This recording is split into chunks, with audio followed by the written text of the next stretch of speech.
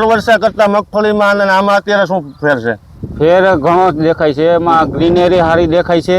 હા. નાઇટ્રોજન ની આ ગાંઠું વ્યવસ્થિત ભરાવદાર દેખાય છે. ખેડૂત મિત્રો આ એકદમ જો ખેતર બોલે ખેડૂત બોલે બોલે બેલી બી તમે વાપરો મારા વાલા પ્રોડક્ટ બેલી બી. નમસ્કાર ખેડૂત મિત્રો, શ્રીજી એગ્રો ઇન્ડસ્ટ્રીઝ કંપનીમાંથી સંદીપભાઈ પટેલ. હવે આપણે મગફળીના ફિલ્ડ ઉપર આવ્યા છીએ અને આપણે ખેડૂત મિત્રે આપણું જે બેલી બી ઓર્ગેનિક છે એ વાપરેલું છે, તો આપણે એના મુખ્યથી સાંભળીએ કેવા ફાયદા છે, કેવું પરિણામ મળ્યું. તો આપણું આખું નામ જણાવશો? મારું નામ રાદડિયા નિલેશ છે, ગામ છારડા, તાલુકો વિસાવદર, જિલ્લો જુનાગઢ. નિલેશભાઈ, કેટલા વીઘાની મગફળી છે? 5 વીઘાની મગફળી છે. બરાબર, 5 વીઘાની મગફળી છે. અને કેટલા દિવસની મગફળી છે? 2 મહિનાની કમ્પ્લીટ થઈ છે અત્યારે. બરોબર છે. આ બેલી બી ક્યારે વાપરેલું હતું? કોરવણ બીજવાણમાં આપેલું છે. કોરવણ પાણીમાં આપેલું છે? હા. બરોબર છે.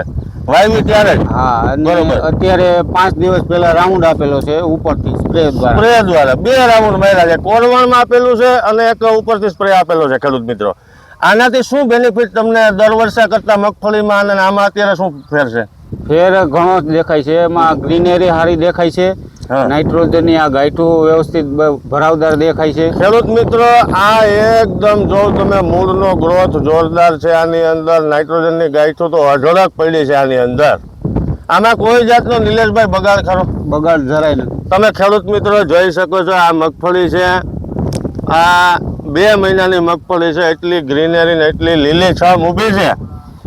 તો આ જે બેલી બી વાપરું, આનાથી પૂરો સંતોષ તમને નિલેશભાઈ મળ્યો? સંતોષકારક. એમ ખેડૂત મિત્રોને જણાવશો આ વાપરા જેવું છે? બેલી બી વાપરા જેવું પ્રોડક્ટ છે ને રિઝલ્ટ બહુ સારું છે. બરોબર.